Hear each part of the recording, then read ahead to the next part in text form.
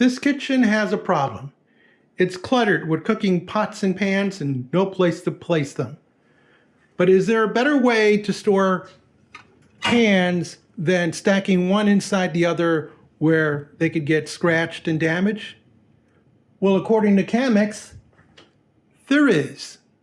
Inside the box, you get a pan that's 11 inches across, 3 inches deep. You get a lid with a cut-off edge, a wooden handle, and silicone gasket all around it. One of the nice features about this lid is that you can put it askew so that you can drain liquid out. So let's say you're doing maybe a pasta dish or something. You need to drain that liquid out.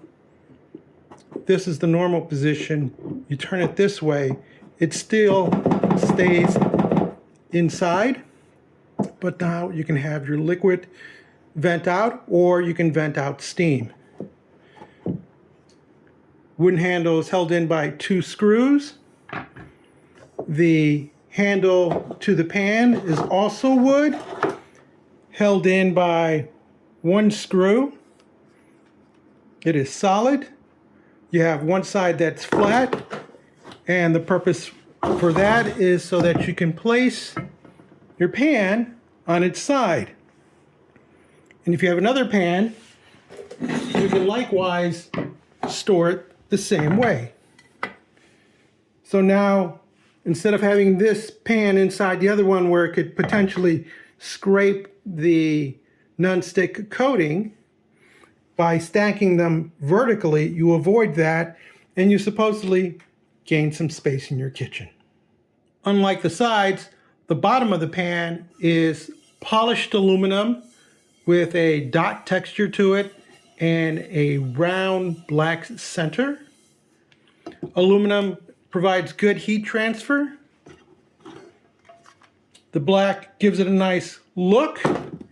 Feel on the inside of this coating, which is Greblon, a German coating for the nonstick, is a little gritty, but we've yet to wash it and season the pan. It also includes instructions for how to do that. And not only can you stack the pots and pans vertically, but you can also stack the lids vertically. In this kitchen, we stack 2 pans inside of each other to save some space, but potentially causing damage on the coated surface. So, do we gain any space by stacking vertically with the CAMMEX? We start off with our deep fry pan, and we lay it on the rack, but it doesn't want to stabilize. So that's an issue already. What if we place it back here? No, then it wants to go backwards.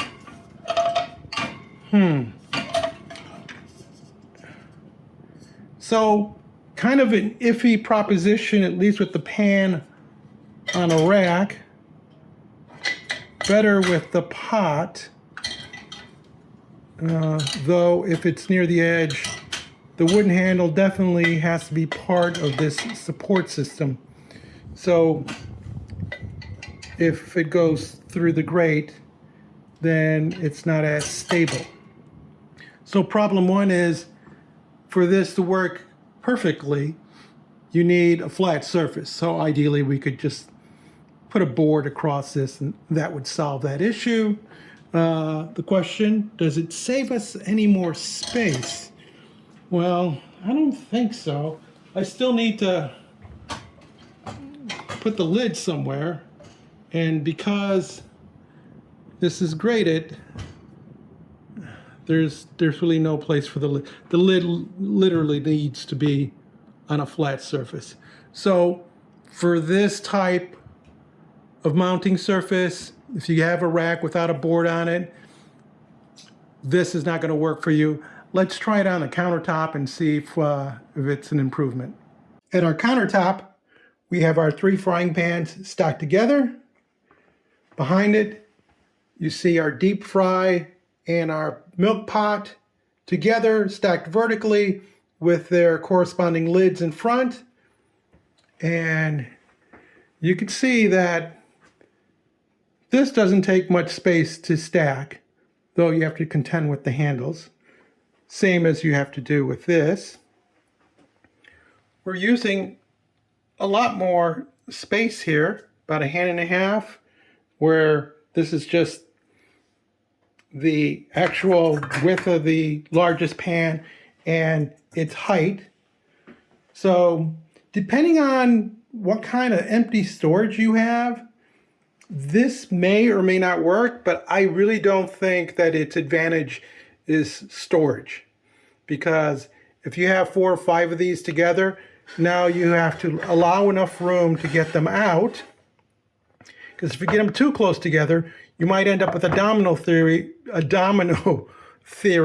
if one of these should fall over, and then you'd end up scratching the outside of your pot or pan.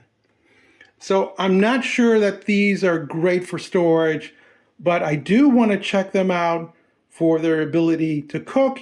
And what we'll do is we'll set up this frying pan versus one of these frying pans to see how it works as far as heat.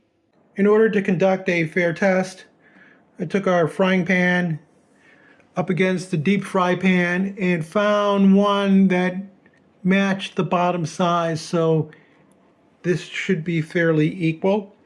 We're going to put a measured amount of water in both of them and see how long it takes to bring it to a boil. 2 cups of water, medium heat, and we start the clock. A little over 4.5 minutes later, and we have some action occurring on that side of the pan. We'll continue monitoring to see when we get a full boil. A little over 9 minutes, and the pattern's gotten bigger, though it seems to be concentrated towards the right side of the pan. Fun facts, we're at 2,000 feet above sea level, so that means things take a little bit longer to boil. We're also only set to medium, so we're not forcing this induction stove to put out its maximum output, because according to the instructions, they don't want us using a higher than medium temperature for any cooking with these pans and pots. With the clock at 18 minutes, we still see that there is boiling only in one side of the pan. It's cooler out in this area. Also wanted to show you the magnetic heating element is this outside circle, which is identical to the one that this pan is on. But in the sake of fairness, I'm going to turn this pan around and see if this heating pattern stays or follows. After several more minutes, we take a look and we see that the boiling is mostly concentrated towards the right side. And then it spreads out, then we get this cool ring on the outside edge, indicating that while it is indeed getting the heat from the magnetic induction, it's mostly concentrated on this side. It does a fair job of spreading the heat out, but then beyond that, it doesn't really push it out all the way to the sides of the pan. Here we go with our standard pan. We pour in 2 cups of water, come over and set the temperature to medium, and start the clock. A little over 7.5 minutes, and we see there's that concentrated area again where there seems to be more heat than on the outside edge. So it looks like the CAMMEX takes the lead. A little over 10 minutes, and we see some light boiling starting up. Fairly decent area of heat transfer going on there. Cooler along that outside edge. A little less so over on this end. fairly good heat distribution coming around. So it's not even on this pan, just like it wasn't even on the CAMMEX. Coming up on 1430, we actually have some boiling going on there. And again, you can see the pattern is strongest in this area, cools out to the edge. I would say this is not as good as what we had with the CAMMEX. With the induction stove set to medium, we are ready to try frying an egg in our pan. I'm not putting anything in there because it has a non-stick coating.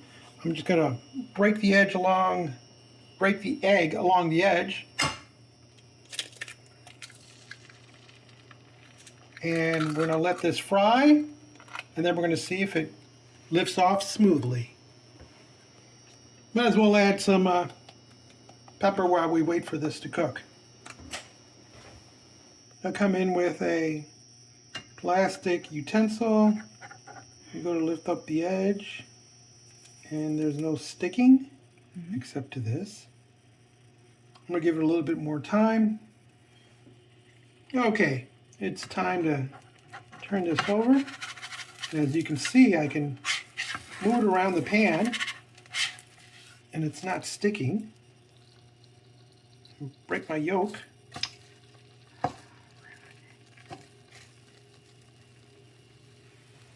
So, without any oil, we're able to fry an egg and not have it stick to the bottom of the pan.